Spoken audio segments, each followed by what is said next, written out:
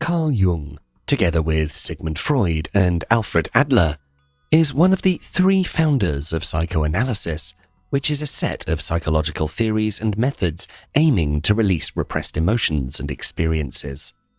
In other words, to make the unconscious conscious. Jung was born in Switzerland in 1875 and died in 1961, leaving behind great works in the fields of psychiatry, anthropology, archaeology, literature, philosophy, psychology, and religious studies. Jung had Freud as a mentor for a good part of his career, but later he departed from him. This division was painful for Jung, and it led him to found his own school of psychology, called analytical psychology, as a comprehensive system separate from psychoanalysis. If classical psychoanalysis focuses on the patient's past, as early experiences are very important in personality development, analytical psychology primarily focuses on the present, on mythology, folklore, and cultural experiences to try to understand human consciousness. One of the most important ideas of analytical psychology which Jung founded is the process of individuation, which is the process of finding the self, something Jung considered an important task in human development.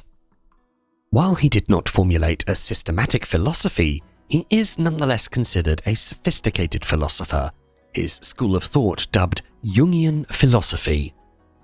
Its concepts can apply to many topics covered in the humanities and social sciences. A good part of his work was published after his death, and indeed there are still some articles written by him that, to this day, have yet to be published. Some of his most important books are Psychology of the Unconscious, Man and His Symbols, The Archetypes and the Collective Unconscious, Modern Man in Search of a Soul, The Psychology of Transference, Memories, Dreams, Thoughts, and The Relations Between the Ego and the Unconscious. Besides being a great writer and a researcher, he was also an artist, a craftsman, and even a builder. His contribution is enormous, and there is a great deal we can learn from his works, which is why in this video we bring you 9 lessons you can learn from the philosophy of Carl Jung. Number 1. Look inside yourself first. Jung said, "Who looks outside dreams. Who looks inside awakens." If Freud was inclined towards the empirical side of the science of psychology, Jung was seen by many as a mystic, being very much interested in philosophy and spiritual subjects, although he preferred to be seen as a scientist. Jung's work on himself and on his patients made him realize that life has not only a material purpose, but a spiritual one as well. By turning their eyes into themselves, not towards the external world, people can awaken. They can find their meaning in life, can get in touch with their personal story, with their personal belief systems. All too often, we're overly concerned with what's happening around us, in society, and with how other people perceive us. In other words, we're too concerned with our persona, which is a false self we present to society. To get in touch with who we truly are, we need to look inside. By looking inside, we can better understand who we are, better know our personal myth, our personal belief system, and we can understand who we want to become, and this will help us have a direction, a sense in life. If we don't look closely inside our heart, our lives would seem like a dream, but someone else's dream in which we just follow a group, be it our family, our friends, or the colleagues at work. We do as everyone else does. Looking inside is a process of self-exploration, is the foundation of our true self. To look inside, we need to spend more time alone, meditating, analyzing our desires and dreams, making lists of them and of our skills and our talents, and figure out what would be the most logical path to take in life based on what desires and resources we have. Doing this regularly we can find the right compass to guide us throughout our lives. Number 2. Integrate your contraries. According to Jung, wholeness is not achieved by cutting off a portion of one's being, but by integration of the contraries. Jung is famous for exploring the concepts of anima and animus in psychology. According to his work, they represent the contrasexual aspects of a person's psyche. Jung believed that if you're a woman, you have an interpersonal masculine psyche or animus within you. And if you're a man, you have an interpersonal feminine psyche or anima within you. While our understanding of gender in the way Jung expressed it has changed radically in the decades since he developed his theories, the principle of a duality of personality can still be a useful way of understanding and working with our own holistic psyche. The main consequence of having our psyche divided into two different parts, our external gender identity and a subconscious one, the contrasexual part, be that anima or animus, is that many of us tend to neglect the subconscious one, repressing it, and sometimes that can come back to hurt us. To avoid this conflict, it's important to not only recognize this hidden part, but to accept it. When we have the two sides in harmony, our attitude and interactions with the opposite sex tend to be more positive. We can try to observe our own behavior when dealing with others. We can take notes and analyze the progress we make in this journey. Generally speaking, in the case of a woman who wants to integrate her animus, she should strive to be more focused, to follow her goals and do everything to achieve them without sacrificing her femininity. And in the case of a man, he should start trusting his emotional side more, to open up more in front of other people, and to be more gentle in dealing with others, without sacrificing his masculinity. Through this integration, our interactions with the opposite sex will improve. We can measure our progress in various ways. Perhaps we could write every day the way that we made decisions, the way we interacted with others and made our voices heard. Balancing our identity with our shadow, our anima or animus, is the key in achieving wholeness and improving our relations with the opposite sex. Number 3. Analyze your dreams. In the words of Jung, the dream shows the inner truth and reality of the patient as it really is, not as I conjecture it to be, and not as he would like it to be, but as it is. According to Jung, many dreams seem hard to understand at first, if not impossible, but when we analyze them in detail, they can reveal the most secretive aspects of our psyche. To understand them, to go deep into the complicated network of our subconscious, we need to break a certain resistance. And when we succeed in understanding them, we are often astonished at how such a silly dream can reveal the most important and serious problems from our psyche. Dreams speak to us in images, and they give expressions to instincts, the most elementary entities of our nature. Thus, dreams are sparks from the unconscious, revealing the inner reality of the person. They reveal the truth. And therefore, they're extremely important when practicing psychotherapy. Dreams can be analyzed by each of us, and not just in a psychotherapeutic context. To analyze your dreams, you first need to write them down immediately after you wake up. You can place a notebook and a pen near your pillow, so this can be the first thing you do in the morning. Then, when you've got time during that day, you can find a quiet place to reread your dream. Write down the key words in the text and make associations between them and your daily life. Maybe that cup of tea which appears in your dream is a present from a friend. If so, you might have unfinished business with that friend. After you make these associations, start writing the interpretation of the dream, connecting all the dots. Let's say, for example, that in your dream you were going towards the kitchen to find that cup of tea, but something happened outside your house. There was a loud noise and you got scared and thought of running back to the bedroom. One interpretation of this simple dream is that you may need to confront your fear to reconnect with that friend.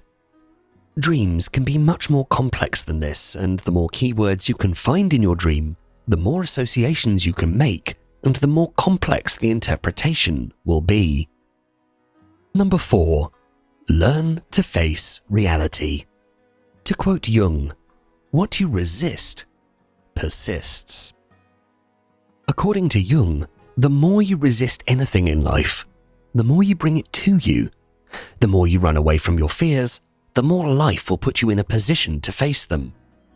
In psychology, resistance only amplifies your problems. Happiness, well-being, and psychological health are related to how we deal with the negative aspects of life, not with how we run away from them. Whenever we deny our problems or fight against them in an aggressive way, or when we're stuck in feelings of hurt, sorrow, anxiety, or anger, we're resisting dealing with the core issue of the problem.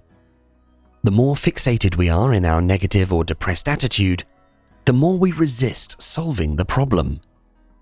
Therefore, we always have to work through our feelings in order to maintain our psychological health.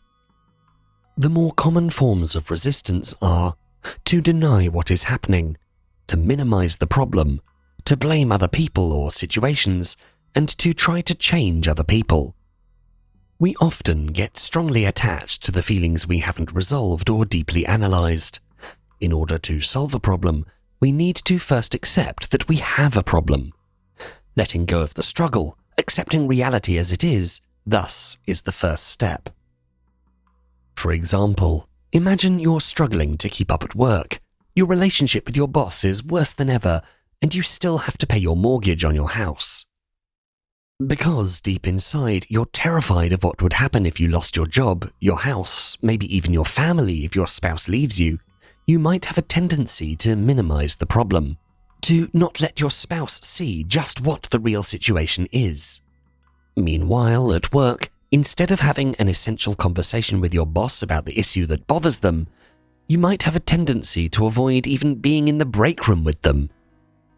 The more you resist having that conversation with them, the more you hide the problem from your spouse, the more the bad situation will persist, and the worse the outcome will be. Number 5. Be aware of superstitions. Jung teaches us that primitive superstition lies just below the surface of even the most tough-minded individuals.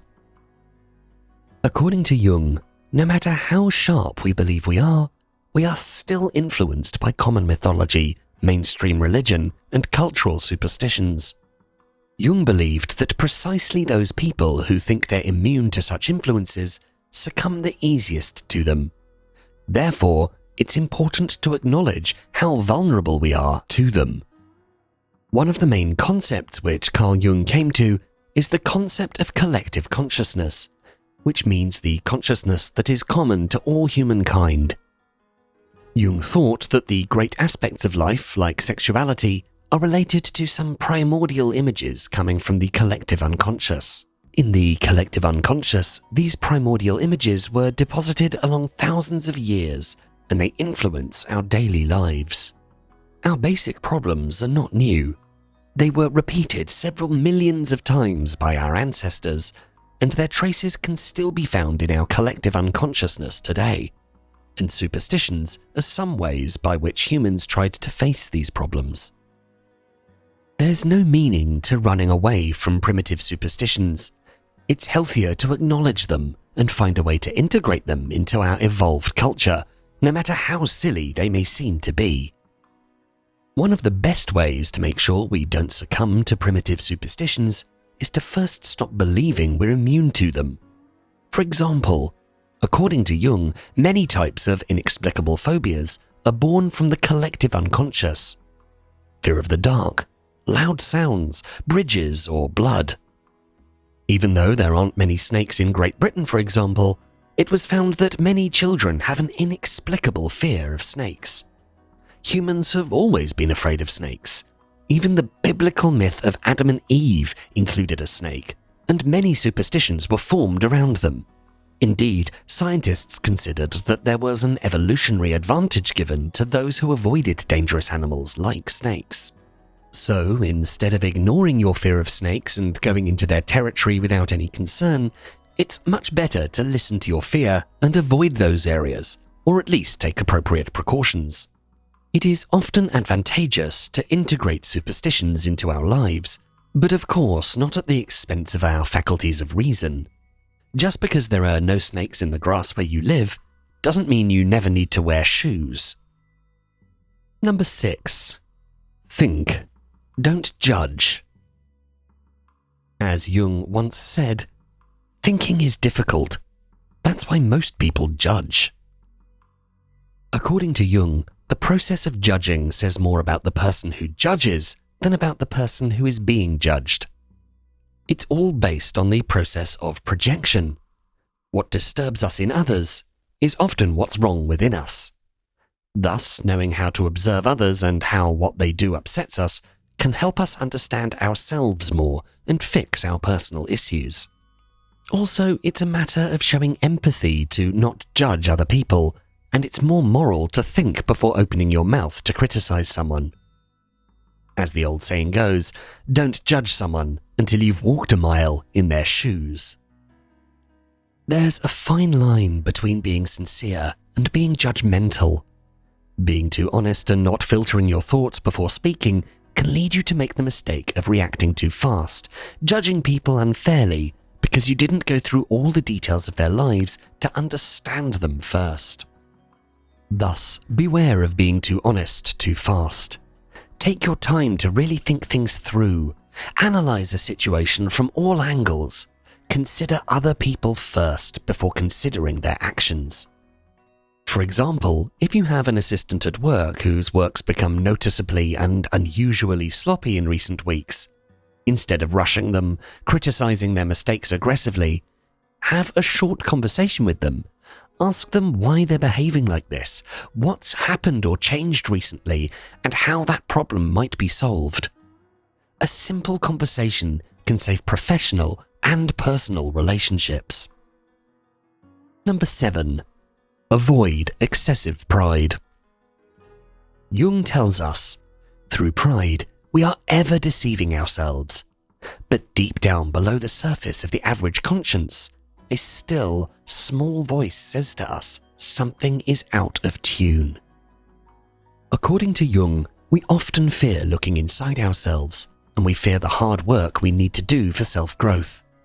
When this fear finds justification in the social context, like in our workspace or in front of our friends, then it's easy to get stuck in a certain behavior pattern to protect ourselves against this fear. One form of this self-protection is pride, which Jung sees as self-deception, preventing us from living an authentic life. As such, showing pride is oftentimes a sign of weakness, not of strength. Neurosis is often associated with having excessive pride. Neurotic people usually have certain activities or people they avoid that can hurt their ego or pride. Sometimes they even avoid a certain career path due to pride. This avoidance happens automatically, without them even being aware of this tendency. For example, in spite of the fact that most of us love to draw or paint, we don't dare buy the necessary materials out of fear we're not now nor can ever be any good at it. We avoid painting simply because we don't want to see at what level our skills are and we don't want to hurt our pride. We prefer to think that we don't have time to paint than to see that we're actually at the very beginning level and that we have a great amount of work to do in order to become an expert. Another example may be when we get stuck in a job out of the fear of starting the job hunting process and failing, as we might well find out that we can't get that dream job unless we develop more skills first. Pride prevents us from growing in any sector of life. To develop ourselves on all levels means to be more humble, to dare to face the reality that we're not as great as we think, and to start on working on improving ourselves. Number 8. Be eager to grow older. Jung wrote, "Life really does begin at 40. Up until then, You're just doing research. Carl Jung lived a long life and he enjoyed a stable family life, a very good financial situation, having a successful career, and achieving international fame. At the beginning, he was an apprentice of Freud, but later, and when he was around 37 years old, he departed from him, becoming an independent, focusing on his own school of psychology, analytical psychology. The moment of the breakup with Freud was when Jung published his work, Psychology of the Unconscious. From then, Jung walked on uncharted territory, and all his friends left him, except 2 colleagues. Around the same time, Jung left his medical post at Burgholzli, and he broke up with his famous mistress, who was also his research assistant. Thus, there was a lot of turmoil in Jung's life until he reached the age of 40. After that, Jung became an independent figure, following his own path, having his own psychological school. As Jung could find his way at 40 years old, so can each of us. Until 40 years old, we often walk on a path opened up by others. We learn from experts or mentors, and we're afraid to go sideways. Around 40, we reach the point where we understand how short life is and that we should do everything it takes to find our own voice, no matter the cost. Years old, we've just about lived half of our lives, and there are still so many possibilities ahead. At 40, we have learned how to be more comfortable in our own skin, more confident in our abilities, having a good amount of professional experience. We care less about what others think of us and have more courage to make radical changes. Therefore, we should focus on learning from others as much as possible until 40, to try to find what the right field is for us, and then, when we reach 40, we should become independent, have our own voice and our own established principles of life. Number 9. Tell your story. In our final quote from Jung for this video, he said, "The reason for evil in the world is that people are not able to tell their stories." As a psychotherapist, Jung understood how important it is to give space to the patients to tell their own story. During a confession, there's a process of transfer by which the subconscious elements of the patient, for example their subconscious desire to hurt someone, is brought to the surface of their consciousness. Jung called this long-term process of integration individuation. Individuation can also be performed in a context outside psychotherapy. A simple form of such a process is writing your story. All you need is a pen and paper, some time, and quietness. You could also talk to a close friend or record yourself telling your story if you find that more comfortable. Don't write only what's happened to you physically, but also about what happens in your dreams, everything that's in your mind. We are not only what's happened to us, but also the way we interpret the things that have happened to us, as well as what we dream and what we envision for the future. Writing down helps you shape your own mythology. By shaping your own mythology, you can reach a state of wholeness where all our latent potential is brought to our consciousness. Only then can we live our life with self-awareness. If you enjoyed this video, please make sure to check out our full Philosophies for Life playlist. And for more videos to help you find success and happiness using ancient philosophical wisdom, don't forget to subscribe. Thanks so much for watching.